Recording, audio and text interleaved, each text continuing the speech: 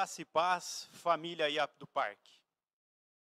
A paz do Senhor e Salvador Jesus Cristo para você que está em casa, nos ouvindo, nos assistindo, em mais uma quarta-feira, em mais um Palavra de Quarta. Eu agradeço muito que você esteja aí e que você esteve aí conosco aí ao longo de todo esse ano de 2023 e estamos aqui, juntos, pela graça de Deus, pela misericórdia de Deus, na nossa última quarta-feira, no nosso último Palavra de Quarta.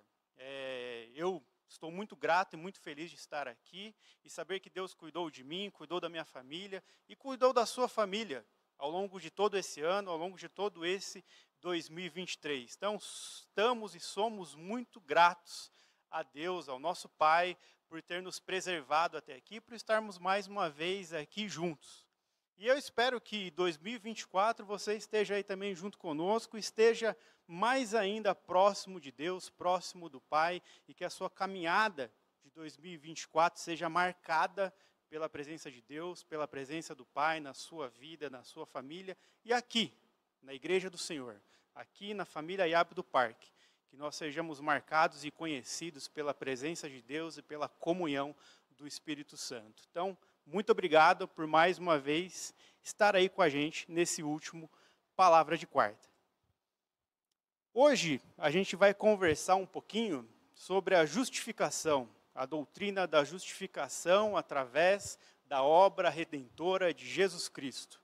A gente vai conversar um pouquinho sobre essa doutrina, sobre os aspectos dessa doutrina, o que ela faz por nós, quais são as suas características e como ela nos alcança através de Jesus Cristo aí. E, para a gente começar essa mensagem, eu gostaria que você aí na sua casa já abrisse a sua Bíblia aí, no livro de 1 Pedro. A gente vai ler no capítulo 2, a gente vai ler o versículo 24. Primeira carta de Pedro, capítulo 2, no versículo 24. Ache aí e deixe sua Bíblia aberta. Antes da leitura, eu convido você aí mesmo na sua casa, a fechar os seus olhos para a gente fazer uma oração a Deus, para que essa mensagem aqui chegue da parte dele aos nossos corações, que fale a nossa mente, que transforme a nossa vida, que não seja só mais uma palavra, só mais uma mensagem, mas que ela venha efetivamente impactar a nossa vida e trazer o propósito de Deus para a nossa casa, que é a salvação da nossa família. Vamos orar a Deus. Pai, muito obrigado, Senhor. Muito obrigado por todo esse ano que passamos, Senhor. E que, por momentos bons ou ruins que tenhamos passado, Senhor, o Senhor esteve presente na nossa vida. Que, independente das circunstâncias que passamos ao longo de todo esse ano, o Senhor preservou a nossa fé e preservou a nossa família até aqui. E por isso nós somos muito gratos ao Senhor. Não só pela nossa vida física, pela nossa saúde física e mental, mas também pela sua salvação, que o Senhor nos deste gratuitamente no amado. E o Senhor tem preservado essa salvação em nós. Independente das nossas dúvidas, das nossas incertezas, das nossas inseguranças, o Senhor tem mantido e preservado a nossa fé.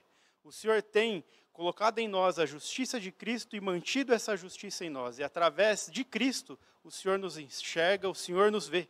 E através do que Ele fez na sua vida, na sua obra, na cruz e na ressurreição, nós temos acesso ao Pai, acesso ao nosso Deus. E por isso nós somos gratos. Então nós te pedimos, Senhor, como o Senhor tem feito ao longo desse ano, ao longo dessa vida, Senhor, continua conosco.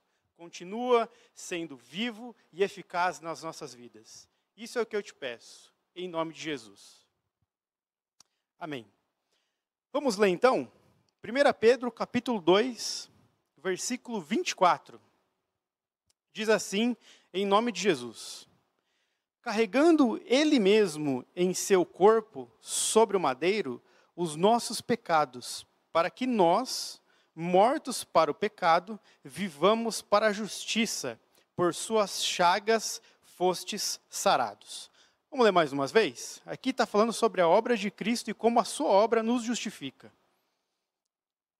Carregando Ele mesmo em seu corpo sobre o madeiro, os nossos pecados, para que nós, mortos para os pecados, vivamos para a justiça, por suas chagas fostes sarados.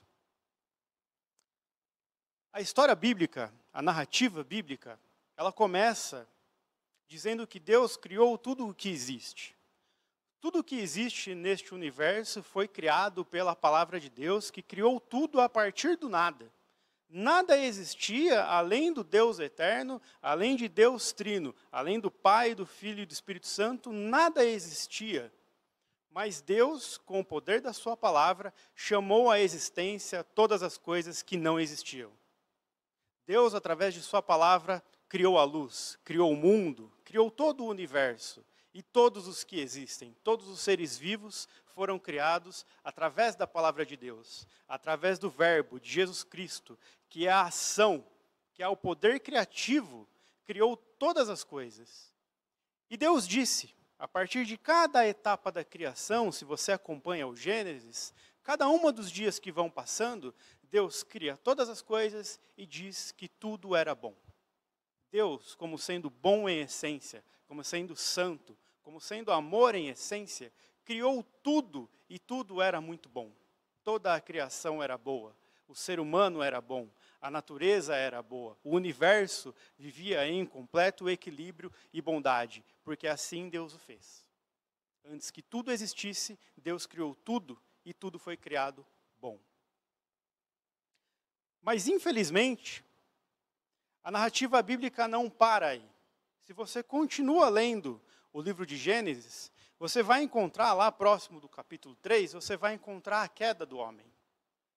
Infelizmente, o homem, apesar de todas as coisas boas que Deus tinha feito, apesar do paraíso, apesar de que tudo era bom, que tudo era perfeito e agradável, que tudo foi feito de acordo com a vontade de Deus, que é boa, perfeita e agradável, o homem deu um passo em direção ao pecado. O homem, ali representado por Adão e Eva, escolheu viver à parte de Deus. Escolheu viver uma vida afastada de Deus. Escolheu decidir por si mesmo o que era bom e o que era reto e correto, à parte da vontade de Deus. E a partir de então, deste cenário em que Adão peca, em que Adão se corrompe, toda a humanidade carrega, então, a condenação e a maldição do pecado. O pecado não parou em Adão e Eva, que transgrediram o mandamento de Deus, mas o pecado avançou depois dele para toda a humanidade. E todos nós somos pecadores por natureza, por conta do pecado de Adão, que nos alcança até os dias de hoje. O texto de Gênesis, no capítulo 5, no versículo 3, vai dizer que Adão, já com seus 130 anos de idade, teve um filho. E esse filho foi gerado segundo a sua própria imagem e sua própria semelhança. O homem que foi criado à imagem e à semelhança de Deus, foi criado e colocado nele os atributos divinos de amor, de criatividade, de felicidade, de bondade, agora não é mais totalmente a imagem e semelhança de Deus, embora ainda carregue essa imagem. Mas agora, a partir de Adão, o homem é criado segundo a imagem do próprio Adão, segundo a semelhança de Adão, que tem ainda os atributos divinos, mas esses atributos foram corrompidos pelo pecado. Então, a partir dessa etapa, o ser humano agora, suas emoções, seus sentimentos, sua capacidade cognitiva e intelectual, a sua saúde física e todo o universo criado é corrompido pela maldade, é corrompido pelo pecado. Agora todos nós estamos fadados à corrupção. E esse pecado, uma característica dele é que o pecado ele é universal. Os efeitos do pecado, eles são universais. Todo ser humano, todos os membros da raça humana carregam em si o fardo do pecado. Isaías 53:6 vai dizer que todos nós andamos desgarrados como ovelhas. Que todos nós, cada um, nos desviamos segundo o seu próprio caminho, fazendo a sua própria vontade a parte de Deus, e cada vez mais nos afundamos na corrupção do pecado. O apóstolo Paulo vai dizer que entre os nascidos da raça humana não existe um justo, não há um bom sequer, não há ninguém que busque a Deus. Mas todos nós se extraviamos pelo nosso próprio caminho. Todos nós, enquanto membros da raça humana, nos desviamos do caminho e da vontade de Deus. Se por um lado nós carregamos o pecado de Adão, herdado de Adão, nós também pecamos por nós mesmos todos os dias. Infelizmente, carregamos essa culpa e essa condenação do pecado que acomete toda a humanidade. Entre todos os membros da raça humana, não há nenhum justo, nenhum reto diante de Deus, porque todos nós pecamos, todos nós nos desviamos. O livro de Juízes, que retrata um pouco sobre a história de Israel, é uma mancha terrível no povo de Deus. A gente vê atrocidades acontecendo, promiscuidades acontecendo entre o povo de Deus, que infelizmente acomete aquela nação. Nós vemos tragédias incríveis, nós vemos estupro acontecendo. Quase que uma tribo inteira de Israel é destruída por conta do pecado. E se você for observar no final do livro de Juízes, o pecado do povo de Israel era o quê? Que cada um seguia a sua própria vontade, cada um fazia aquilo que era reto, de acordo com os seus próprios olhos, à parte de Deus. O pecado é quando nós nos colocamos como Senhor da verdade. É quando nós tomamos o lugar de Deus e decidimos por nós mesmos aquilo que é certo, aquilo que é correto, à parte da vontade de Deus. E esse pecado, então, ele é universal. Ele acomete toda a raça humana. Pode ser que você que esteja aí não me conheça. Pode ser que eu também não te conheça, porque eu nunca tenha te visto. Mas o que a Escritura vai dizer é que, independente de qualquer coisa, todos nós somos pecadores. O que vai dizer a Escritura é que é inerrante, que é infalível, e que consiste toda a verdade, que ela coloca todos nós como pecadores. Todos nós como inimigos de Deus. E, infelizmente, somos todos nós alvos da ira de Deus, até que alguma coisa seja feita. Mas o pecado não é só universal. O pecado também nos mortifica o homem. O pecado que nos traz até aqui, o pecado que nos acometeu, ele nos mortifica. Nós somos cegos, surdos espiritualmente. A palavra de Deus vai dizer que nós estamos mortos em nossos delitos e pecados. Isso significa que não é só uma questão de vontade de buscar a Deus, é uma questão de impossibilidade. Eu, enquanto pecador, eu, enquanto membro da raça humana caída após a queda, eu não tenho mais a possibilidade, eu não tenho mais forças para conseguir chegar próximo de Deus, porque o pecado nos matou espiritualmente. O pecado, uma de suas consequências, é a morte espiritual. A Escritura vai dizer que o Deus deste século cegou o entendimento da humanidade para que ela não consiga ver a verdade de Deus.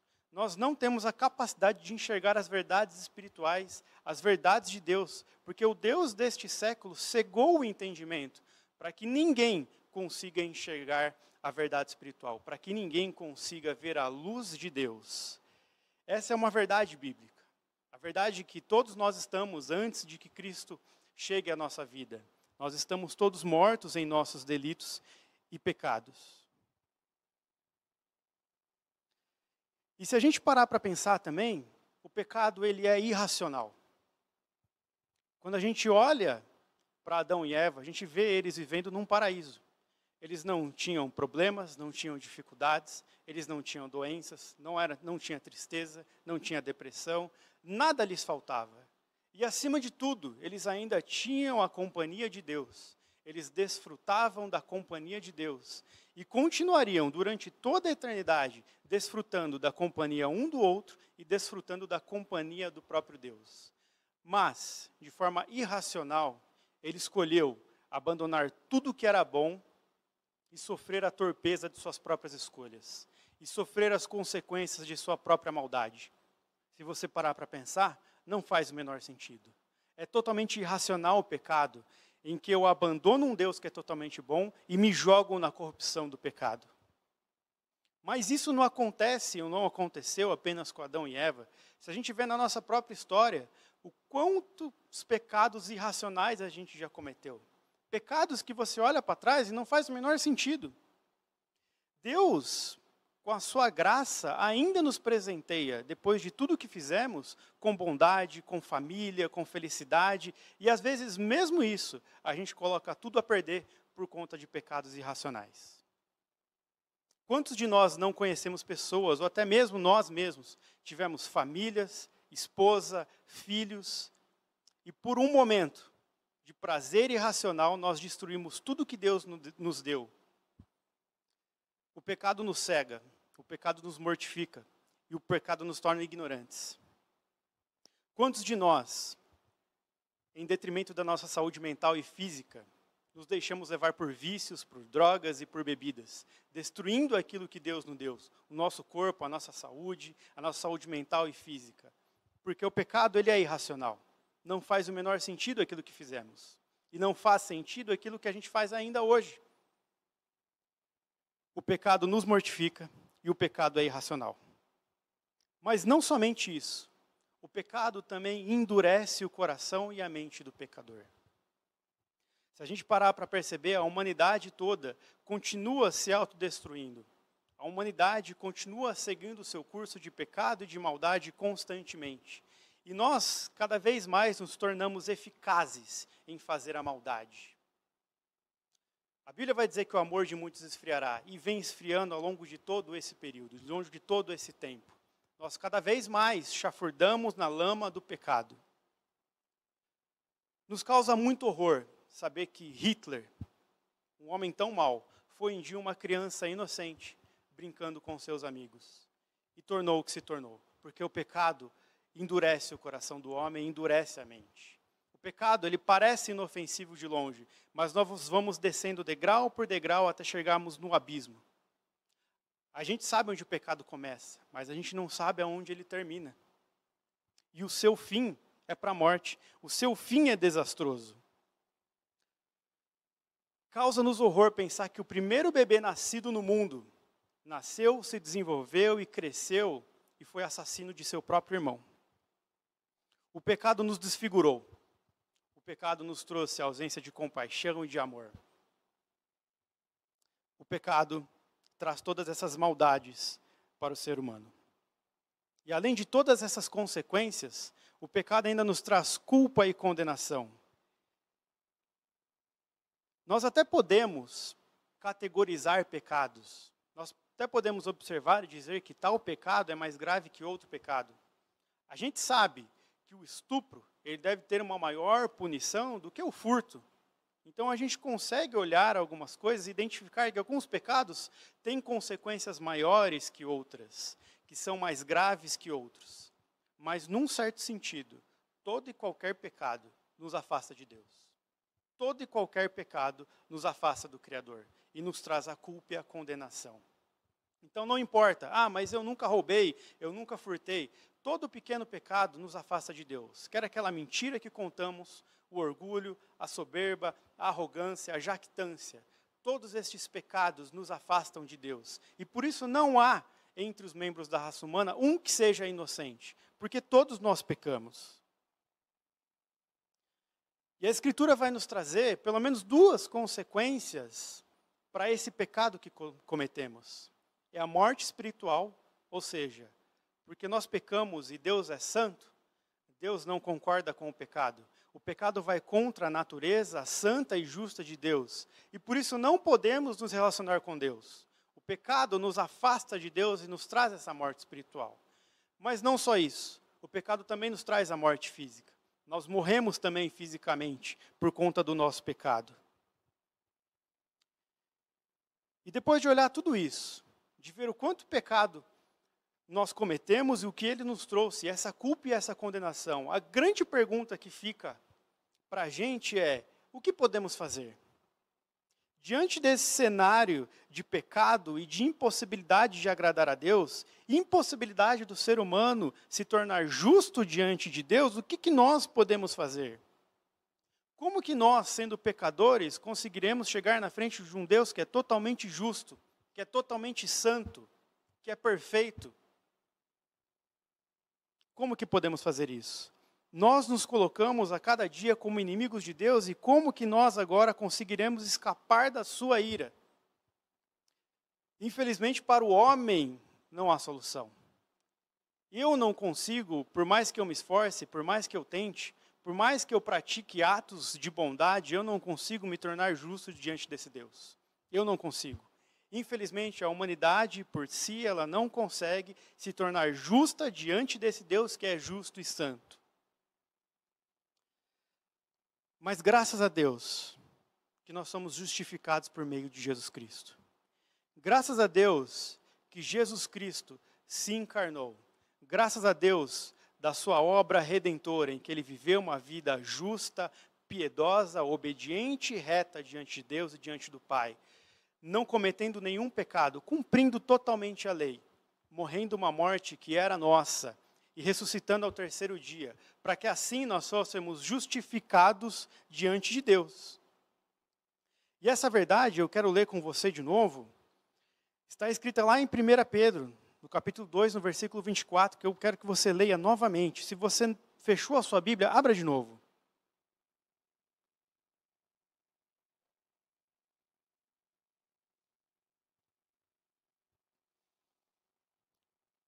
Diz assim, mais uma vez: carregando ele mesmo em seu corpo, sobre o madeiro, os nossos pecados, para que nós, mortos para pecados, vivamos para a justiça, por suas chagas fomos sarados. O que acontece aqui, essa verdade bíblica, é que a justiça de Cristo nos é imputada. Nós, através da fé, alcançamos os méritos de Cristo, aquilo que ele fez, aquilo que ele cumpriu, e os méritos de Cristo, a sua justiça é imputada a nós através da fé, e nós agora podemos nos colocar diante de Deus, porque Deus não nos vê mais como pecadores, mas ele nos vê como justificados mediante a obra de Cristo.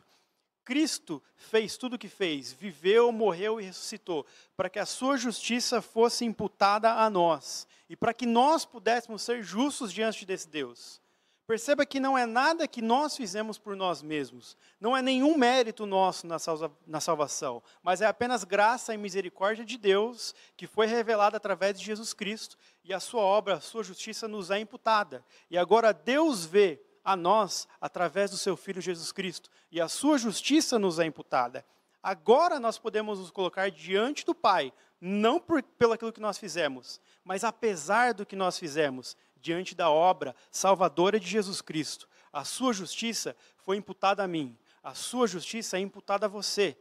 Basta crer em Jesus Cristo, crer na sua obra, crer que o Filho de Deus se encarnou e morreu pelos nossos pecados e ressuscitou ao terceiro dia, confirmando que a justiça de Deus foi satisfeita. E dessa forma nós podemos estar diante de Deus justificados.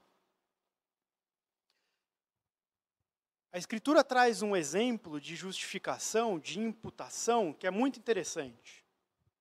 Se a gente pega a carta que Paulo envia a Filemão, nós temos um exemplo de imputação da justificação. Paulo, em suas prisões, consegue pregar ali a Onésimo, e Onésimo se converte à mensagem de Paulo. Paulo diz que Onésimo é filho dele, gerado nas suas grades e nas suas prisões. Onésimo era servo de Filemão. Muito provavelmente, Onésimo tinha fugido de Filemão, mas ele encontrou Paulo nesse caminho. E aí Paulo prega a mensagem do Evangelho, Onésimo se converte. Só que Paulo, por sua responsabilidade, manda Onésimo de volta a Filemão com uma carta endereçada a Filemão.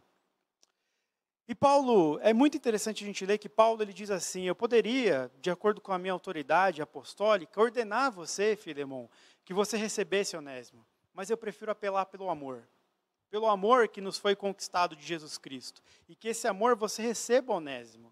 E aí Paulo vai dizer a Filemão assim: Filemão, se Onésimo te deve alguma coisa, põe na minha conta.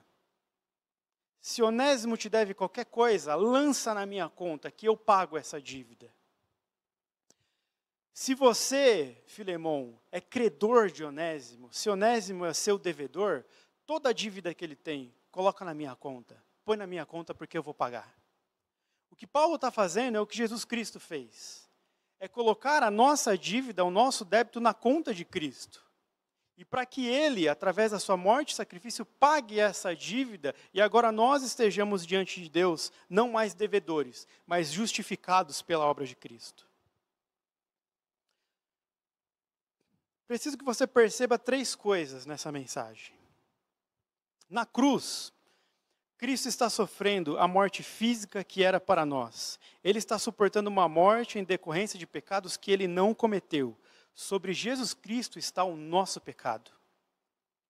Perceba que na cruz de Cristo, ele se sente afastado de Deus. Ele vai dizer, Deus meu, por que me desamparaste? Porque ele sofreu o afastamento do Pai na crucificação.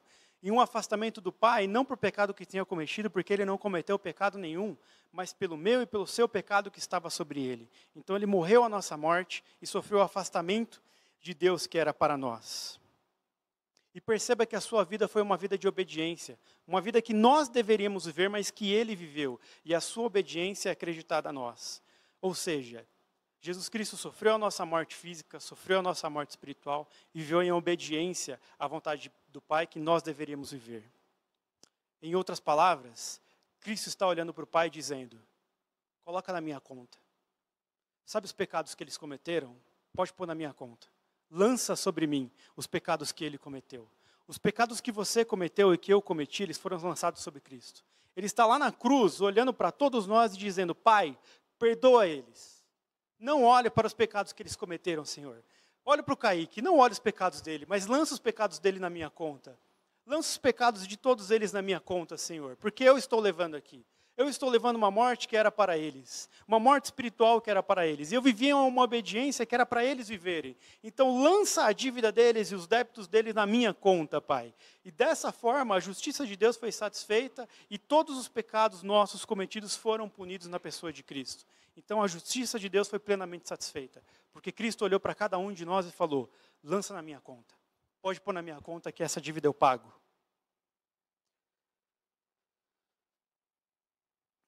Para você entender um pouco melhor sobre a justificação, no Antigo Testamento, no dia da expiação, o sacerdote colocava a mão sobre 2 bodes.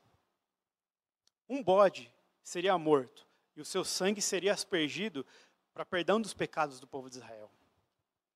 O outro bode seria lançado para longe. Ele iria vagar pelo deserto, para que os pecados da nação fossem para longe de Deus. Jesus Cristo fez isso por nós. Ele morreu na cruz para que o seu sangue nos perdoasse, para que o seu sangue nos lavasse de todo o pecado, de toda a iniquidade. E ele morreu também para levar os nossos pecados para longe de Deus. Se Deus esquece dos pecados que eu cometi, que você cometeu, é pela obra de Cristo. Porque através da obra dele, os nossos pecados foram lavados e os nossos pecados foram levados para longe de Deus, por conta da obra de Cristo. E o que eu digo para você hoje, é o que eu digo para mim, todos os dias e todas as semanas é, lance os seus pecados sobre Cristo, e que Ele vai levar eles para longe. Não fique se martirizando com a culpa da condenação, porque se Deus, que é o primeiro ofendido, nos perdoou, nós também devemos nos perdoar. Você pode pensar aí, mas meu pai não me perdoa pelo que eu fiz, meu filho não me perdoa pelo que eu fiz, minha esposa, meu esposo. Mas lembre-se, aquele que é o primeiro ofendido, Ele te perdoa. Todos os nossos pecados foram lançados sobre Cristo, e Ele nos lavou com o seu sangue, e Ele levou os pecados para longe do Pai. Então, através dele, através do seu sacrifício, nós somos perdoados e justificados diante de Cristo.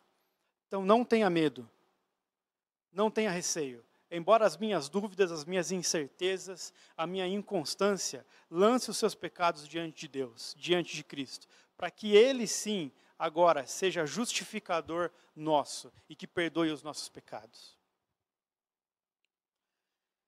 E para encerrar, eu queria falar para você um pouco da maneira como você alcança isso.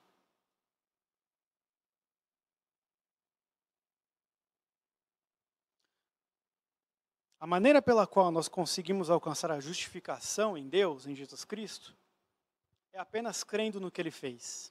É apenas tendo fé na obra de Jesus Cristo. Não é esforço meu, não é bondade minha, não é mérito meu, mas é uma crença, uma fé que alcança os méritos de Cristo e torna os méritos de Cristo eficaz na minha vida. Se o Pai planejou a salvação e o Filho executou, o Espírito Santo agora é quem vai eficazmente colocar ao nosso coração a nossa fé salvadora, para que nós alcancemos os méritos de Cristo. E aí, você pode estar se perguntando aí, mas a minha fé é muito pequena. diante dessa multidão de pecado que eu tenho, de tudo que eu cometi, devo ser eu o principal dos pecadores, o primeiro dos pecadores. Eu não tenho uma fé que tenha a capacidade de alcançar Cristo, tenha a capacidade de me salvar. Ainda mais a nossa fé, que ela fica variando, ela fica oscilando o tempo todo. Às vezes eu tenho dúvidas, às vezes eu tenho incertezas. A minha fé é muito pequena. Mas eu quero te dizer que a justificação e a salvação não está baseada no tamanho da sua fé, mas sim no sangue de Cristo. O povo de Israel, quando estava lá no Egito, a última praga que acometeu o povo egípcio era que o anjo da morte passaria e mataria os primogênitos.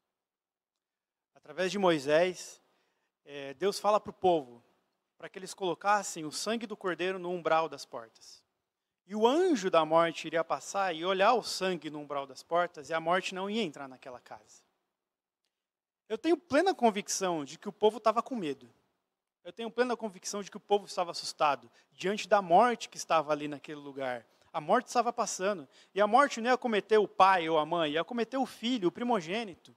Eu imagino a angústia daquela família, a angústia dos pais, o medo e o temor diante do anjo da morte que estava passando nas ruas do Egito. Mas o anjo da morte não olhou para os medos. O anjo da morte não olhou para as mentes que estavam em dúvida, para os corações que estavam inconstantes. O anjo da morte só olhou para o sangue do cordeiro que estava no umbral da porta. Não importa o tamanho da minha fé, não importa se eu tenho uma fé pequena, ela não diminui o poder do sangue de Cristo. E o poder desse sangue, é através do poder desse sangue que eu sou justificado perante Deus. Então, a minha mensagem hoje, nessa última quarta-feira do ano, nessa última mensagem do Palavra de Quarta, é a mensagem das boas novas do Evangelho. É uma mensagem de que não importa o que você tenha feito, não importa o pecado que você tenha cometido, o que eu tenha cometido, o que importa é que um dia Jesus Cristo se encarnou. O que importa é que um dia Ele passou por essa terra, viveu a vida que deveríamos viver, morreu a nossa morte, ressuscitou no terceiro dia. E o seu sacrifício foi aceito por Deus, e através da sua obra nós podemos ser salvos e justos diante de Deus. Então o que eu quero te convidar é que não termine esse ano sem fazer uma oração a Deus, sem colocar os seus pecados diante de Deus e sem buscar em Cristo a sua justificação, para que você tenha o perdão dos pecados e para que você tenha um relacionamento de novo com o seu Pai, que é Deus. Eu espero que Deus te abençoe, que Deus continue com você e com a sua família. E que nesse ano de 2024 seja marcado pela presença viva de Deus, do Pai, na sua vida, na sua casa e na sua família. Em nome de Jesus, amém.